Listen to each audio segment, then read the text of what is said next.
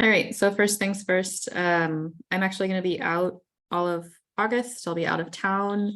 I will be available by email for the first couple of weeks and the last week of August, but only for morning meetings. So we won't be having an August Thrive Prize meeting. That said, if something comes up, I can imagine we might have some ad hoc meetings, but we will not have a normal general meeting for August.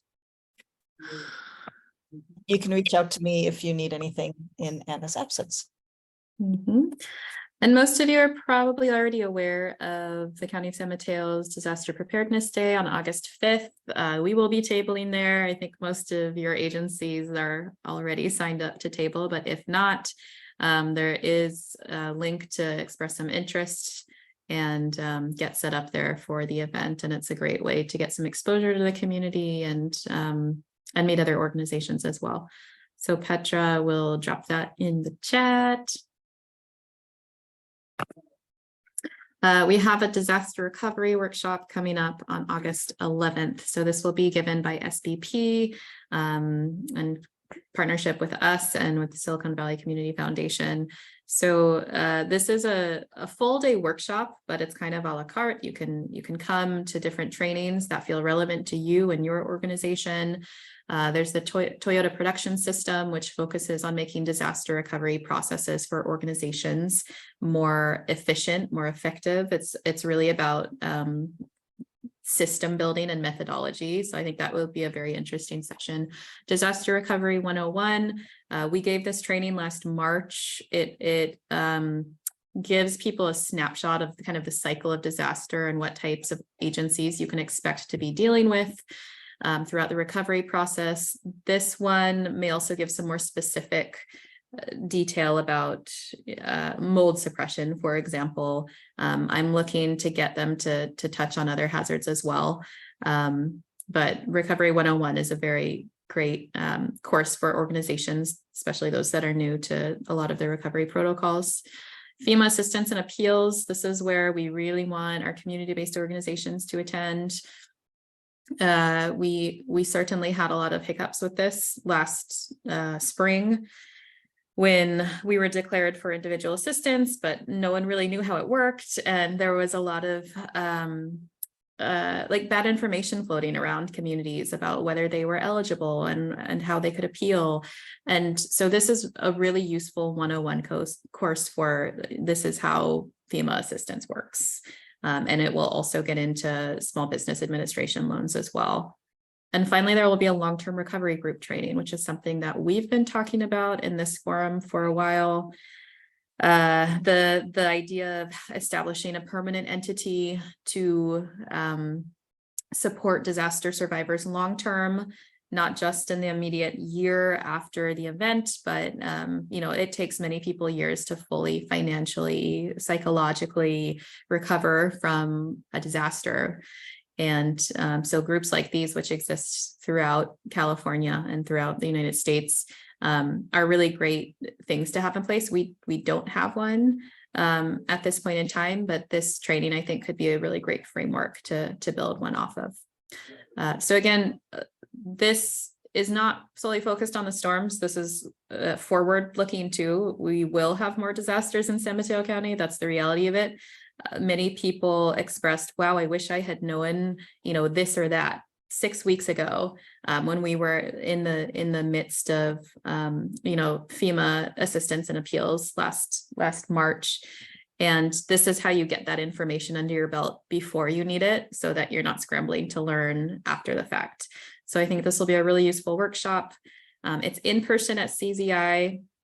And Petra, I'm not sure if you've already dropped a link in the chat to register, but the schedule should be there. So if you want to attend one training over another, feel free to drop in. And feel free to also share this opportunity with other organizations. All right, I think this is the last event. Climate Summit for San Mateo County, saved the date for October 11th, 2023. This will be all day. We have a tentative location, which I don't know if Petra, are we sharing? I don't know if it's secure yet. Confirmed. It's confirmed. Okay. San Francisco Convention Center. Okay. So we're in the process of developing the agenda for that, but this year I would really like to make sure all of our disaster partners are invited and incorporated into this event. So please plan on attending October 11th. We'll hope to see you there, and you'll hear a lot more about this over the coming months.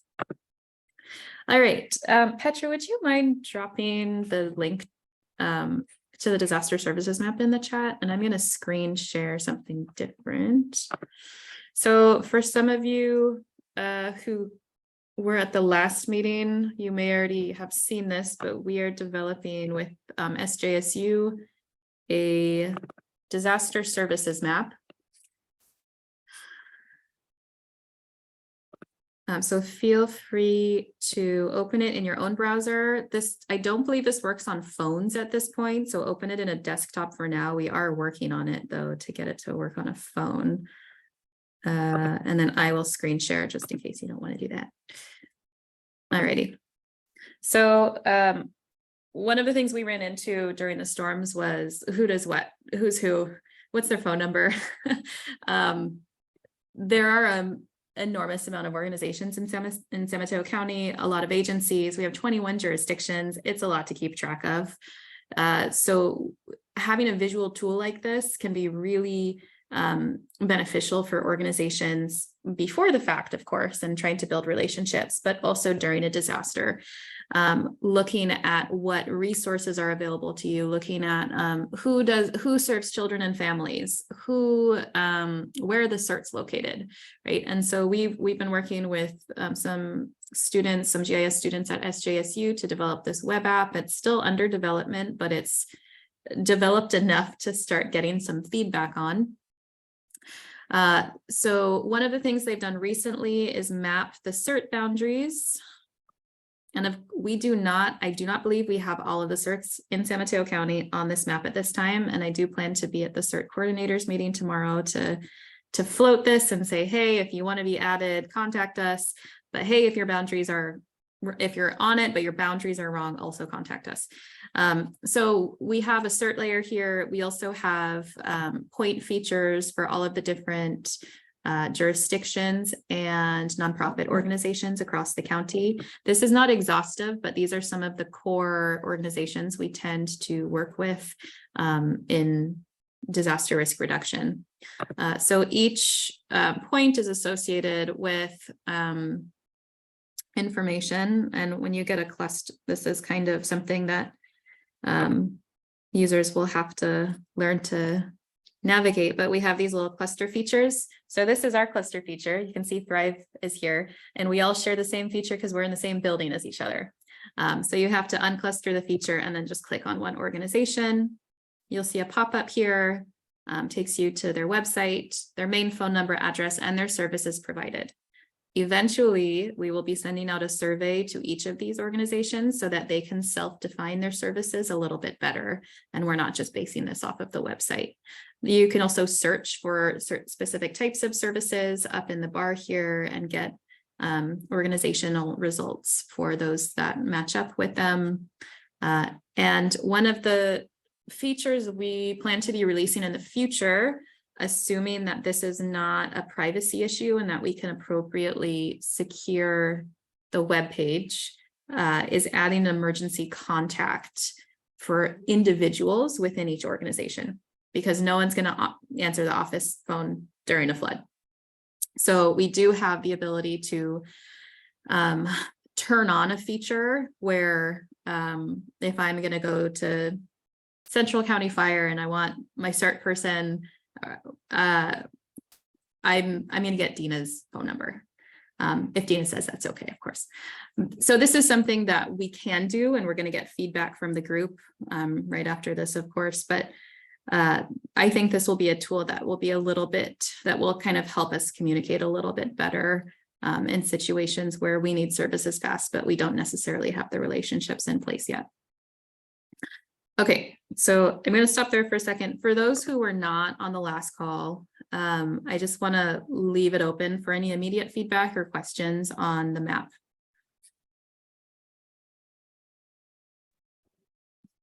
Yeah, Anna, this is Dina. And yes, I'll share my information. You can never go.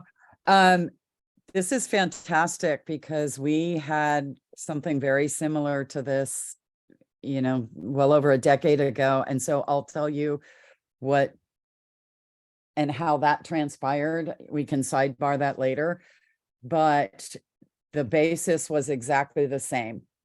It was being able to contact the nonprofit organizations that would be in disaster, response and recovery modes, and also where our amateur radio operators were within that nonprofit jurisdiction.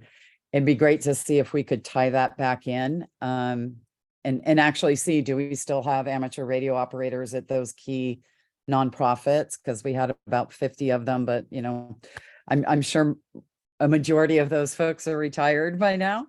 But to just kind of weave some of that in. And my other suggestion would be to take a look at the zones from Genesis. And that's how our jurisdictions are laid out by those zones now. And we can also tie in our certs. So we have our certs and our neighborhood networks that we could weave into that as well.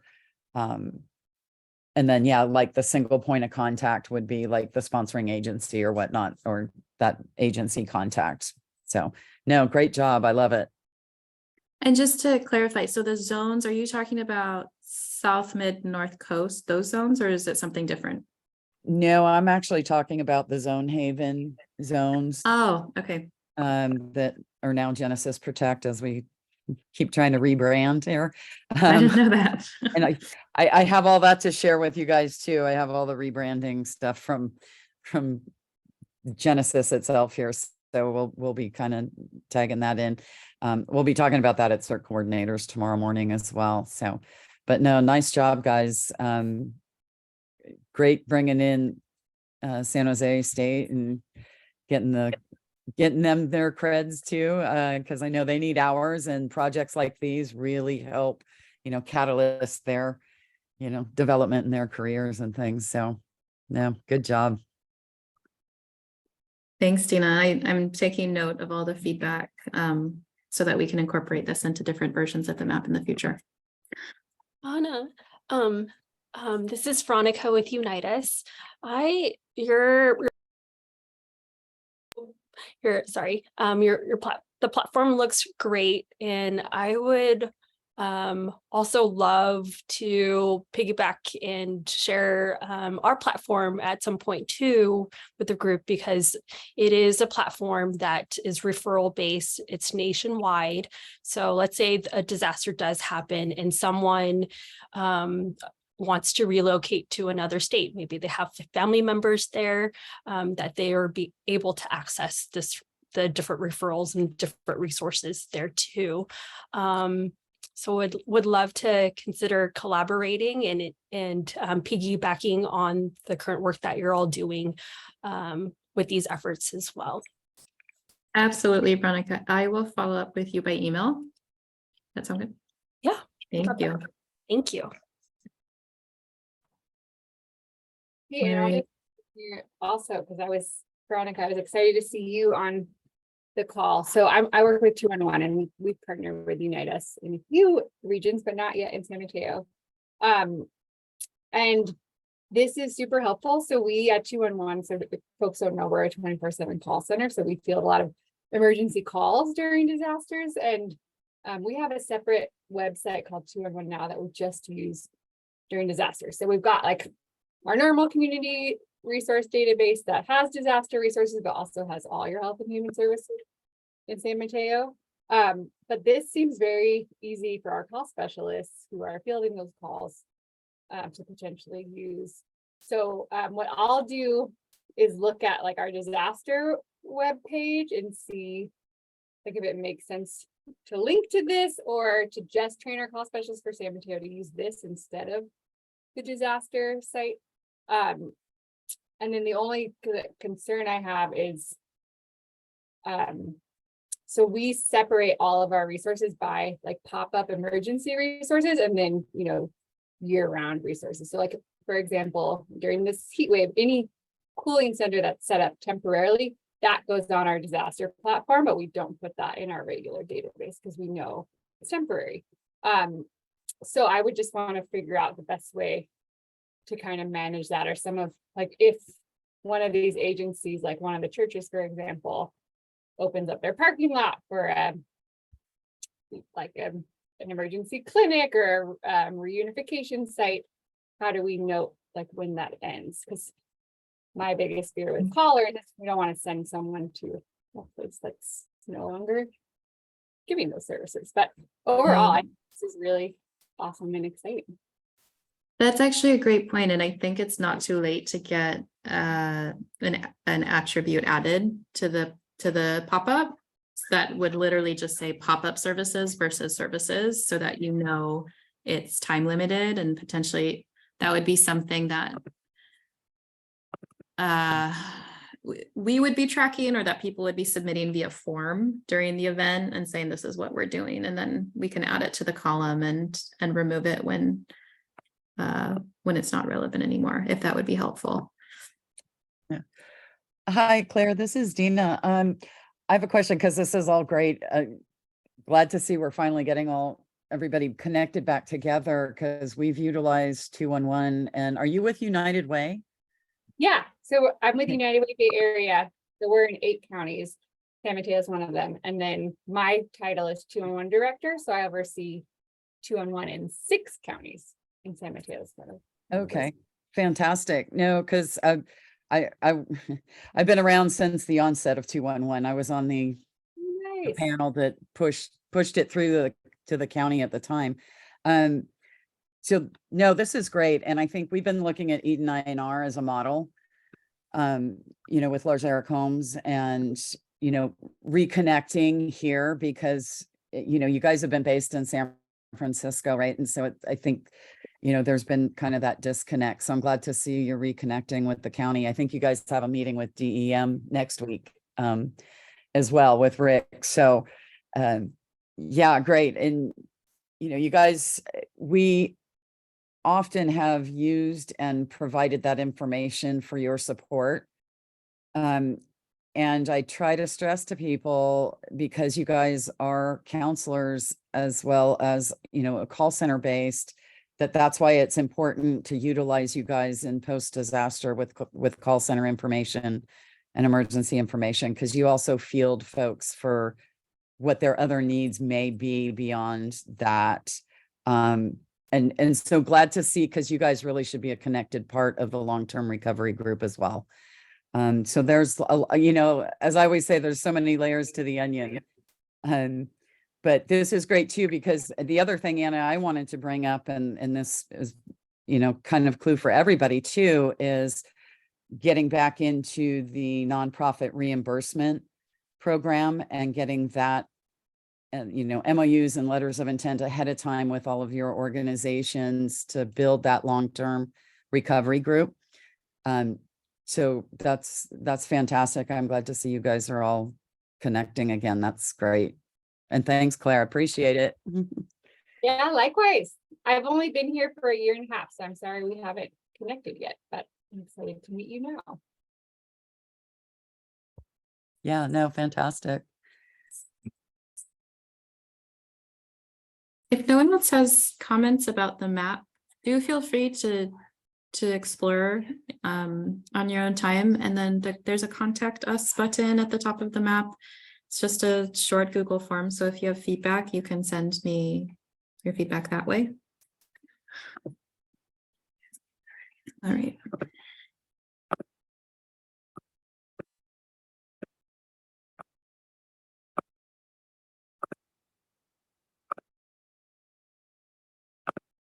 All right.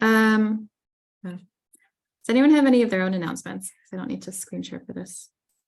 I'm just going to put it out to the group real fast.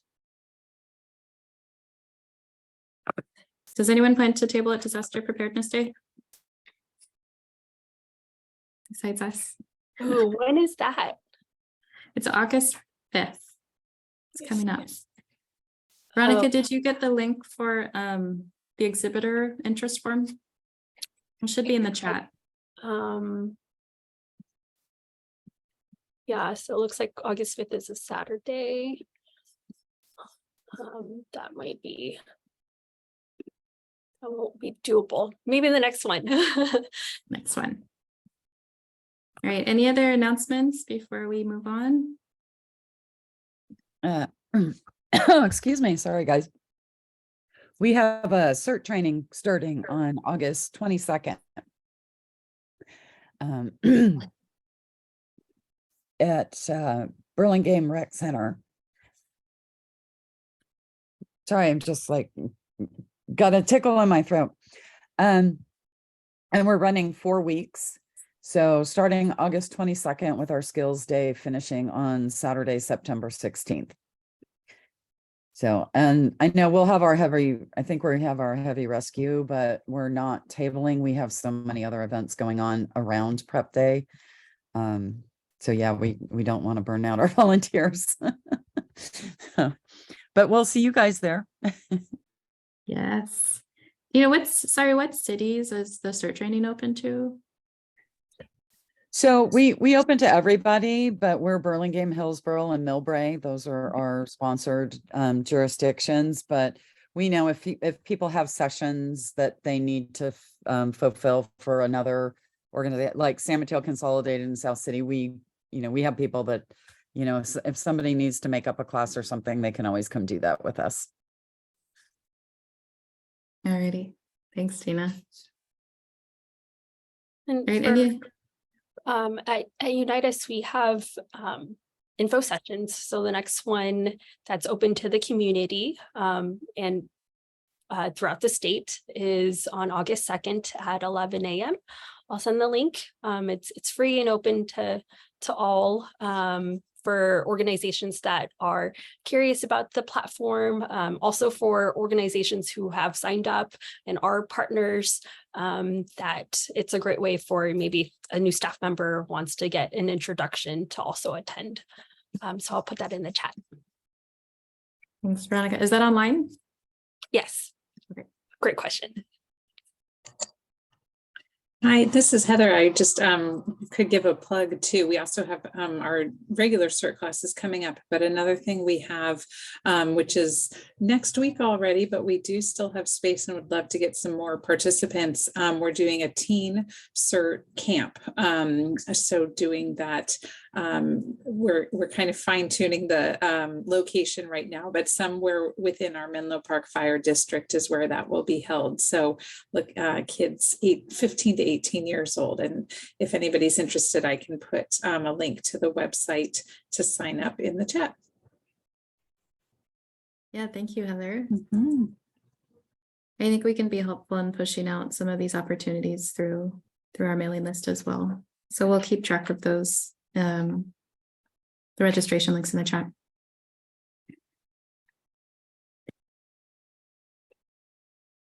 Okay, anyone else before we move on? Can I just jump in because I'm seeing these great questions about 2-on-1 resources in the chat. So I didn't think about this, but I'll just share with all of you that if anyone wants 2-on-1 resources, we have lots of different flyers and cards. The most popular are these little, they're like the size of business cards, and they have 4 languages where they talked about how to access 2-on-1 and the resources we offer. We have them in stacks of 50. So if anyone wants those, you can tell me in the chat here, you can send me an email and I just need a name and an address of where you'd like them delivered, and we can get those to you right away. Thank you. Thanks, Claire. I might be interested. I'll follow up with you after the meeting. Alrighty. All right, so today we're going to talk about extreme heat. Unfortunately, Kevin from DEM couldn't make it today, so he and I had a little chat before this meeting, and I'll just fill the group in on where the county is with their extreme heat planning. So just to preface the conversation a little bit, I grabbed these from the County Office of Sustainability website. Hi, Melissa. Just to give us an overview of high heat in San Mateo County, we do know that high heat days are increasing across San Mateo County. It's especially felt in South County, Redwood City, San Carlos, Portola Valley, Woodside, and North Fair Oaks, of course. And we expect to see higher numbers, rising numbers of high heat days as time goes on. The next couple of slides we'll talk about why this is an issue. But this overall is just a map of how many annual high heat days we could expect per year and based on different parts of the county. And you can see that South County is especially impacted. So there's a range of vulnerability to heat, just depending on the person. Every body is different. Body specific heat sensitivities we tend to see more in older adults, people with disabilities, young children, and pregnant people. These are folks who will probably tend to experience heat illness before other people may. So this is something to keep in mind. There's not one temperature threshold or heat index threshold at which everyone gets sick or everyone is fine. There's a broad spectrum of when people get sick during high heat events. In San Mateo County, especially on the peninsula, and the farther north you get, the cooler it's tended to be, but residents here are not acclimated to high temperatures, and this can also play into different levels, different tolerances for heat, right? So someone in the Central Valley might be more tolerant to heat. Their body is accustomed to it versus a person who's been living on the peninsula their whole life. This is another factor to keep in mind when we're talking about heat vulnerability in San Mateo County. We're not used to it, and that in itself is a vulnerability. And then exposure is a really big issue as well. A lot of folks don't have air conditioning in their homes because they haven't needed it in the past. We have an unhoused population that is just very exposed to high heat days. In areas without significant tree canopy, we'll also see people who will be more exposed to heat. And sorry, trying to move. Can someone read the third thing on this list for me? I can't move my screen share bar.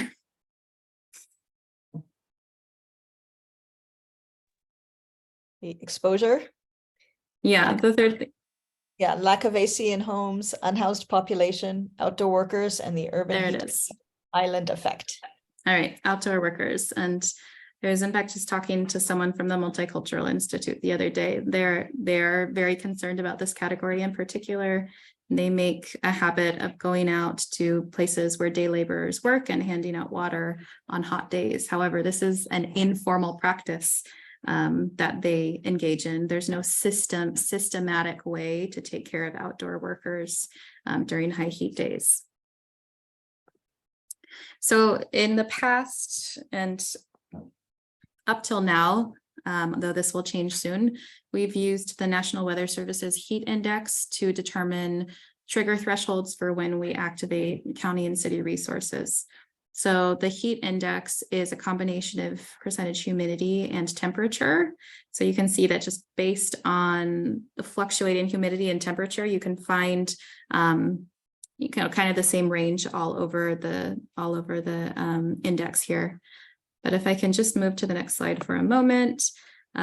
This in the past was at least the county's draft activation plan for heat emergencies. So resources would be released about yellow, limited resources. So 3+ successive days with a heat index greater or equal to 104.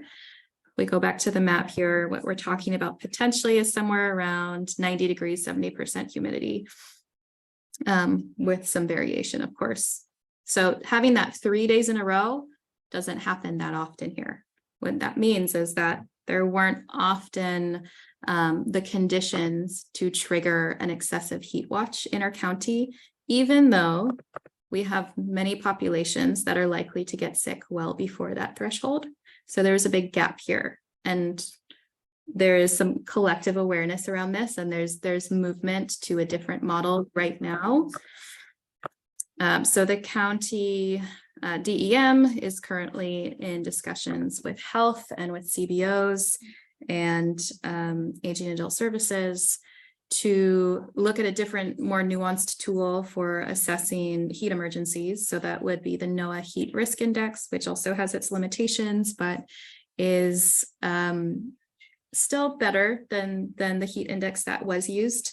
This index actually does incorporate some CDC social vulnerability data. So there's that, but it's quite highly aggregated. If you can see these little squares here, that's the scale at which the data is aggregated. So getting into that neighborhood level vulnerability and really understanding who lives there and who might really need help, that will never really get represented in a map like this. But this is progress, certainly. And Petra, did you drop the link for this in the chat so people can take a look? That's good. Yes. So we expect that this new new tool will be integrated into the draft heat annex, which likely will not be ready for this heat season, but yes, for next season. So we have really 4 tiers and 0. And we're not certain yet what types of resources would be allocated to each of these tiers. But what I expect to happen is really county and city level resources are likely to be released around orange or red. But again, when we take a step back and we think about our more vulnerable populations who might start getting sick earlier or who might need help earlier, this is where I think the county will be relying very heavily on the nonprofit sector, on faith-based organizations, on CERT to activate resources early on before it becomes, a moderate or major level heat emergency. So these are some examples of resources that we might expect to want to release at each of these tiers. These aren't guaranteed, but at yellow, really checking in on high-risk individuals in their homes, potentially by phone, and starting to push out communications about heat-related risk through kind of pre-existing databases of who really needs to get that. And then as you move up the tiers, this is where you start to really expand your audience to the entire population. You might start to open cooling centers or cool air centers or whatever terminology you need to use when it's not actually a proper cooling center. One of the bigger gaps that we've established in many of these conversations is transportation to and from cooling sites. Water distribution for outdoor workers and unhoused residents. And like I mentioned, some CBOs do this informally, but there's nothing systematic at this point to support those outdoor workers during high heat events. And of course, using tools like SMC Alert, Nixle to make sure that people are remembering, oh, it's hot outside, maybe I should check on my 90-year-old neighbor. So these are examples of things we would like to see in the heat annex when it is updated. And I realize now I haven't really given context for the heat annex, but this is essentially the county's response framework for extreme heat events. So this will define what is too hot, what are the different tiers of too hot, and what resources do we allocate at each of those tiers. We hope that a very robust county framework will influence cities and ideally have cities adopt the same thresholds and framework so that we have consistent resources across the county, that we don't have any inequities there, that everyone's getting the same resources in the same types of conditions. But again, that's kind of down the road. So for context, we have had the same discussion with a smaller group of CERT coordinators, and I plan to be at the CERT coordinators, the all CERT coordinators meeting tomorrow to talk about this as well. But where we haven't had this discussion quite as much is with CBOs. There are several that are involved, and we communicate with them on a more like ad hoc basis. But where I would really like to see the COAD mobilize is around, how do we respond to heat emergencies? How do we integrate our organizational responses and the resources we have to offer to the community with the counties or the cities or with CERT? And I'm like, taking a look now, I'm not sure how many CBOs we have on the call today. It might be few, but I still think it's a worthwhile discussion to have with this group because I don't think that everyone's been engaged on this topic quite yet.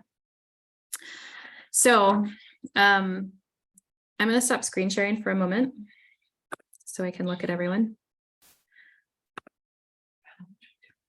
Okay, so first of all, I would just like to either a hand raise or come off and mute. Does anyone have any kind of pre-existing policies or frameworks at their organization for high heat events? Or what do you do? What have you done in the past, even if it's not written down? Yeah, Dina? Yeah, we actually have a cooling center plan for Burlingame, and actually Hillsborough utilizes it as well because we have a joint jurisdictional plan. And it's based on the county's previous severe weather heat index plans. And when we reach, the certain temperature and the heat index or whatnot, but we don't necessarily, we're starting the shift kind of a little bit away from everybody's opening cooling centers unless you're actually in a jurisdiction that would require that because of the heat index. We're now offering places to go that are cool. So, saying the list of the shopping malls, the libraries, things like that. I know Rick and I just finished updating those library lists on the county website. And we just finished the messaging as well, that I think there was one more tier actually in what we're using for the public information messaging. And that's starting with that pre-message or that pre-event messaging, that preparedness, that mitigation messaging that you talked about in those tiers. That's exactly spot on. And that's what we've done in that messaging. So we've now done those templates, and we keep moving through all of those things, air quality as well, because oftentimes air quality and the heat index go together, or we could have all three with the wildfire heat index and the air quality, right? So it could be a red flag day. We actually have fire somewhere in the state. So it's that multiples and going through that tiering process. But it's exactly what we need from this group, is that push out of that messaging, because it's got to come from the trusted sources, which are community organizations and the faith-based organizations. A lot of folks won't take that messaging from us and do anything actionable with it, right? It really has to come to them in a culturally competent way, in their own language, and from that trusted source. So that's, again, part of this group. And the benefit that we'll see from that is how many more people we can reach because of that factor. Because all of your organizations and even, activating 211 in that instance really gives people the access to the information to help prevent something from happening. And again, we have to just reiterate that trusted source. And that's where the nonprofits really come in. I mean, these are clients that you serve every day. So you know who they are, where they are, and you probably know exactly how they, take information. Sorry, I'm working from home today. So the dogs they're actually good. They're being quiet now.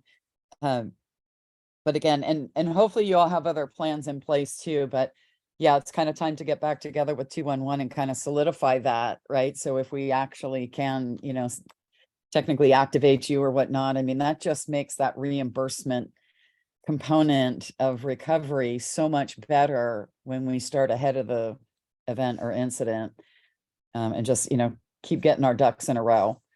And we'll just keep moving forward, right?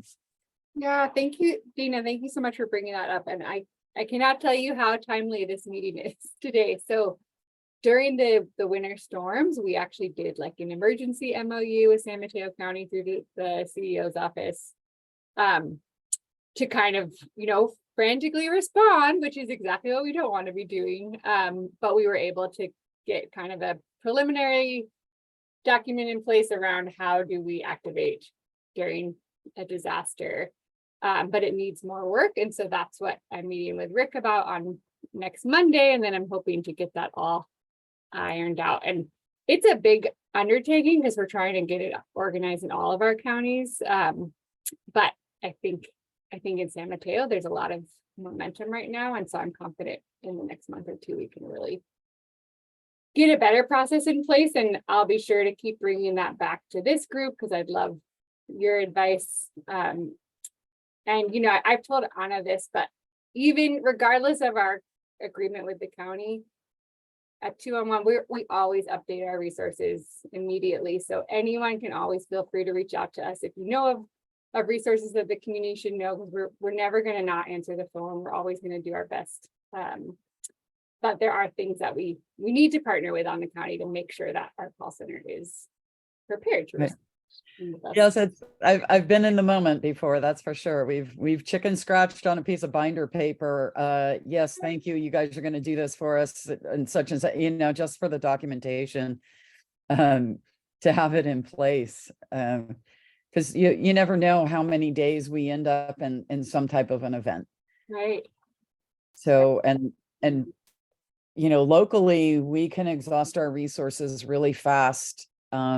You know, and talking about call centers and things like that. And you guys already have that down. So there's no real sense in trying to reinvent anything. It's just a matter of getting the process in place again. Tina, did you say you have like templates and messaging already that you've been developing those? Is that for phone alerts? That's for our SMC alert. Yeah, so Rick and I have been crafting all of the messaging templates. So we're just tackling them kind of in a priority order. But we're almost to earthquake, which is the one we saved for last because there's so many variables in earthquake. You know, it can contain the power outage, debris removal, you know, there's just, it's the big yarn, ball of yarn on the earthquake one. Well, we have air quality and the heat ones, tsunami. We're pretty much tackled. I think we you know, boil water, there's quite a few now. So we're doing a final review and then we have the guidance for actually sending out the alerts that we'll be completing here shortly. and I think if the idea is for trusted messengers to be reiterating those alerts, those messages, it might not be a bad idea to have a copy of those templates in advance that could be transformed into something. It's not a text message, social media posts, it could be translated. Right. Just having that. Well, and that's it too, because we have the systems translating it all for us too. So we can translate it and then we can copy and paste it into a shared document, which is what we'll end up doing through our San Mateo County Communicators Group, our public information officers. And that's where I would like to have you guys be able to funnel that to the nonprofits as well. The more we can share the consistent message, the better off everybody is, because we're all saying the same thing in the same way.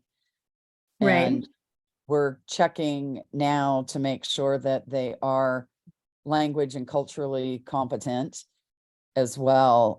So we're also working on, we have an Alert the Bay campaign coming up too, that will link everybody to all of the alerting systems for each county in the Bay Area. So Claire will make sure you get that pushed out. I'm sure you may have even seen some of it we did last year. But we right now actually just had those proofed, the translation into Chinese, both traditional and simplified, as well as Spanish. And then we have other languages that we may get those translated in, but that's through our Bay Area Joint Information System. So our Bay Area Urban Area Security Initiative is backing us up on what has been our Joint Information Center and training and all that.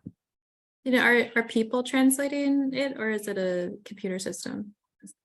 So we had, for the Alert the Bay campaign, it is translators. And then we actually had 2 of our community members that are fluent, proof them for the cultural competency too, because sometimes even our translation services differ, if you would. But the other alerts are translated by Rave Mobile Safety itself. It's the system itself that does the translation, but we do have people take a look at it as well. So that'll be kind of the final phase once we get all the templates completed, we'll get them translated in the system and then reviewed for competency. So it's a long process. I mean, Yeah, you know, but you have to make sure that your information is consistent, accurate, and understandable. We have to write everything at a 4th to 6th grade level, so that understanding component is there for the whole community, and then making sure that we have access and functional needs covered as well, for how we're going to put that out through the alerting system in other ways. So yeah, it is a long process, but then we can get real consistent with how we're delivering it once we can push it out. and you said the messages are complete for high heat. Is there anything that speaks to checking on your neighbor or checking on loved ones who are older, or is it Yeah. more? Okay. Yeah, no, So- we've got language in there for that as well. Because I think into the conversation that we're having about, you know, potential support and checking on folks. Yeah, we have some things. I've actually pulled up some other documents and things that we have for that discussion. But then, you know, we'll save that for the cert folks and discussion that way. But it does still come down to, you know, making sure that people are trained ahead of time, right, to share that information and what they're sharing and putting out. So I'm sure it's Right. when we share these templates, because for us as an alerting system, we have certain guidance and protocols we'll follow. But then as we share this information, we'll also have recommendations and, you know, down to some of the things we have built-in character counts and everything for folks to make it really fail safe, you know, fail proof, if you would, to get the messaging out.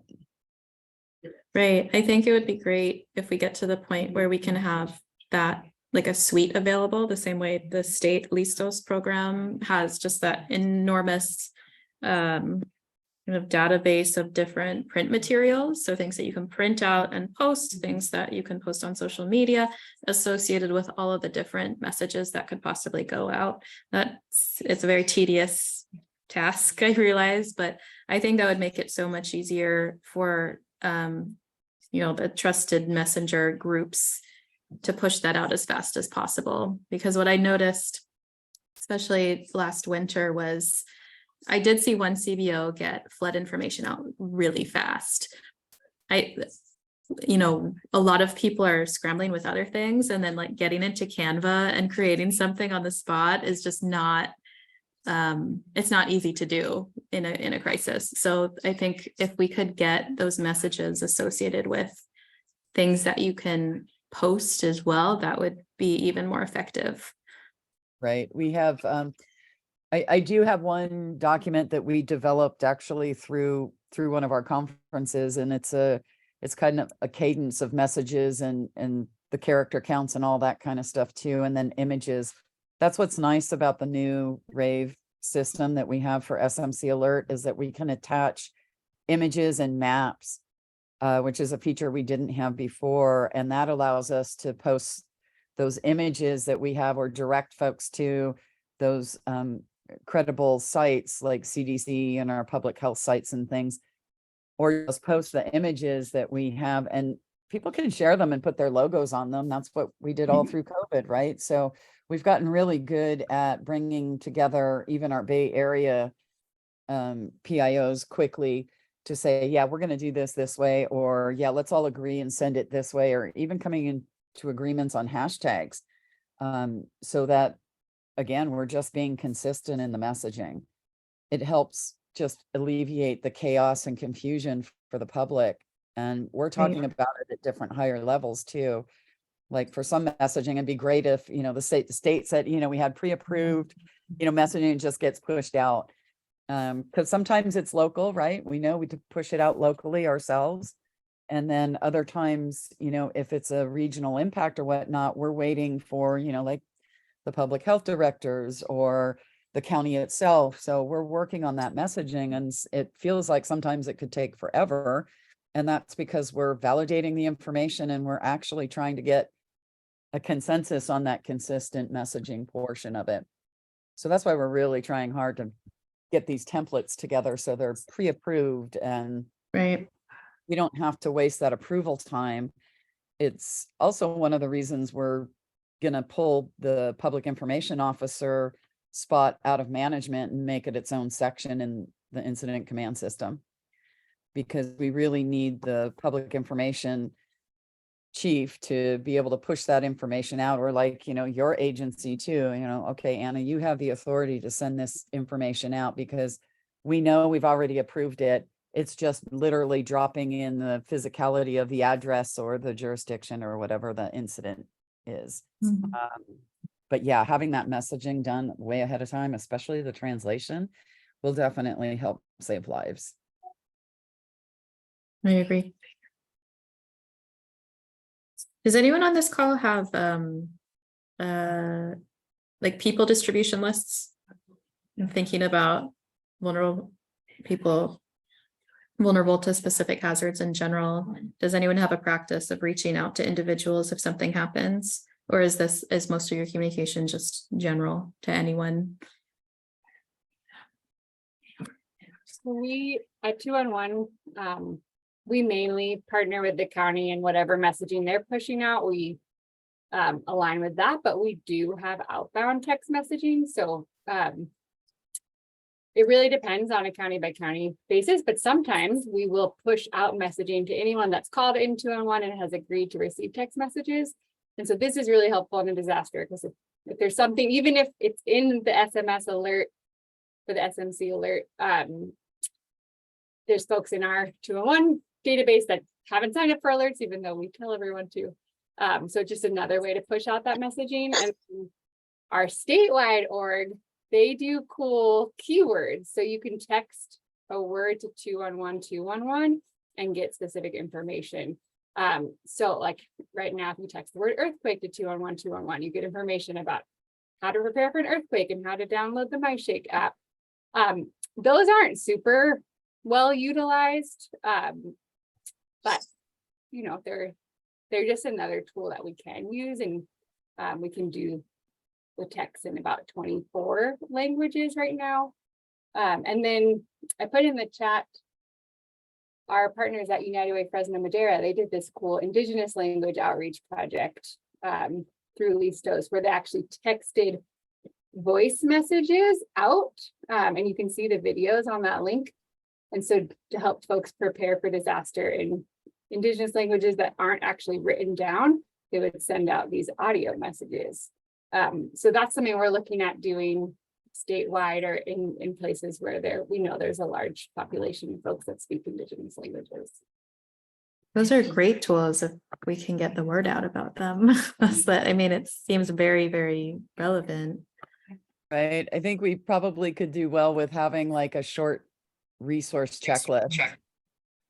Because the Listos campaign, I mean, Ileana is now the national Listos coordinator for everything that they did in Southern California. And now we've got Chinese trainers and things out of this last CERT conference we had. So we'll be able to deliver more. But yeah, the expansion of languages is fantastic. I'm excited you guys text that, like with the earthquake stuff and the MyShake app. That's great. Because we've been trying to push that stuff out as well. And same thing with like Shakeout. That's another resource too, is the Earthquake Country Alliance Bay Area website. Also has multiple languages that we've translated all of the drop, cover, hold, and same things, what to do before, during, and after an earthquake into multiple languages. So that's another really great resource that we have here in the Bay Area. I think we have a workshop coming up on the 23rd of August as well. So yeah. May I make sorry. Oh yeah, go ahead, Lynn. Yeah, I just want to make a comment. So this is Lynn Bramlett with MPC Ready, and we focus on neighborhood level disaster preparedness where people know their neighbors. So we don't have an organized neighborhood all over Menlo Park. That would certainly be our goal, but where we do have people, they know their neighbors. And so the protocol is, you know, and we could get more consistent with pushing things out ahead of time. I think this discussion is very useful. but where people will check on their neighbors, we know who's elderly. I have a blind neighbor, a 90-plus-year-old neighbor. And even things like if you have gardeners come around, the idea of giving them water during the heat. So we do have that knowledge, that precise knowledge of people living in the neighborhood, and we want to keep getting better at that. Lynn, will you be at the CERT coordinators meeting tomorrow? Well, I do normally, thank you for asking, Anna. So I normally attend those meetings, and I think it would be useful to actually broaden the CERT planning meetings in a broader way. Customarily, I have not been attending because my impression was it was just for the CERTs, but I think more coordination would be helpful. I am a CERT, I am a HAM. Many of us are also both that. I'm also a member of the Medical Reserve Corps, towards collaboration. But I will be at the meeting that starts at 10.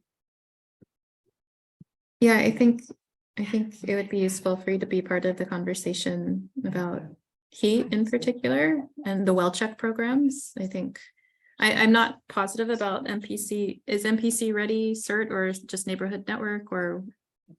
We're a mix of both, and what we offer is a low barrier to entry, so to speak. Okay. And then we work to push people along the preparedness spectrum, and we encourage the taking of CERT and other courses. But you don't have to be a CERT. Like we have, for example, Felton Gables. They're very well organized. They have emergency caches of supplies. It's really a model. She's the leader of that, is not a CERT, nor is her block coordinators, because she doesn't want to take the time to take CERT.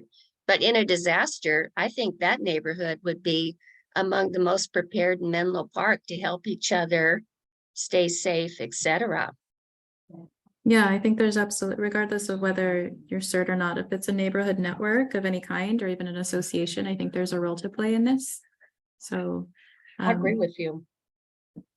If I don't connect with you at the CERT coordinators meeting tomorrow, let's connect a different time and just try to get some of I'm still learning the distinctions between neighborhood networks and CERT, but let's just try to get everyone integrated a little bit.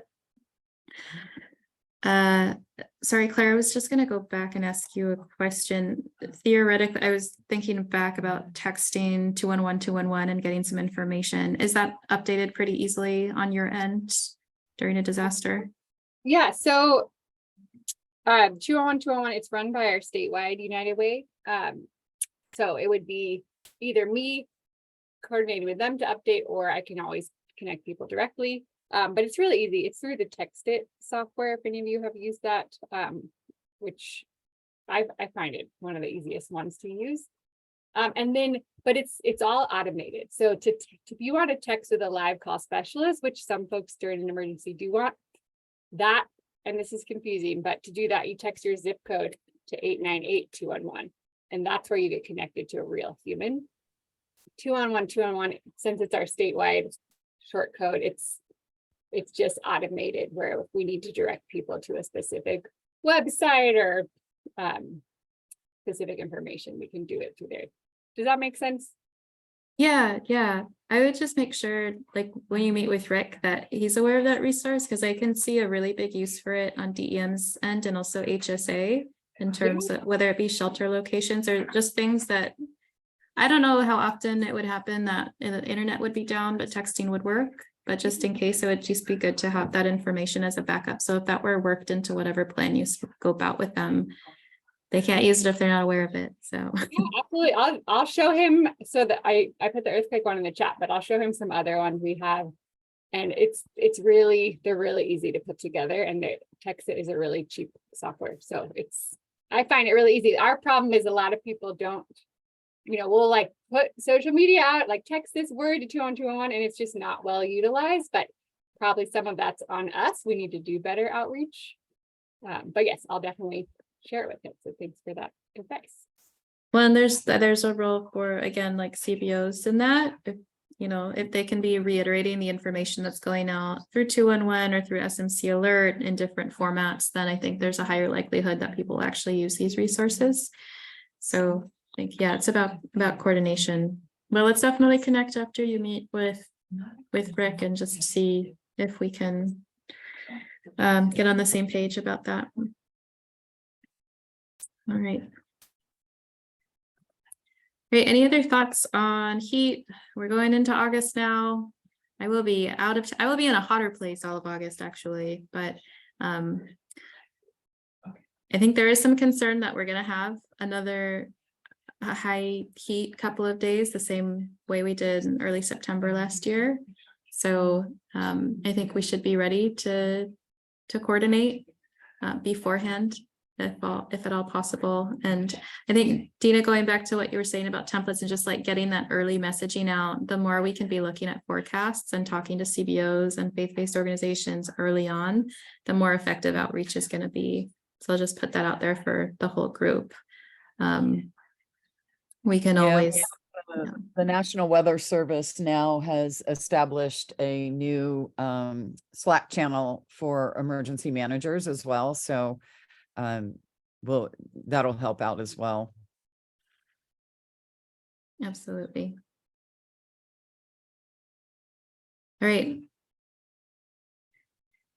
If no one else has anything to share, I think we can close early today. I think we got through a lot of the discussion questions. We can give you a half hour back of your day. All right. We'll send a follow-up email later today or tomorrow with the recording and the slides and any next steps, any different ways to connect. Great. Thank you. Thanks, everyone.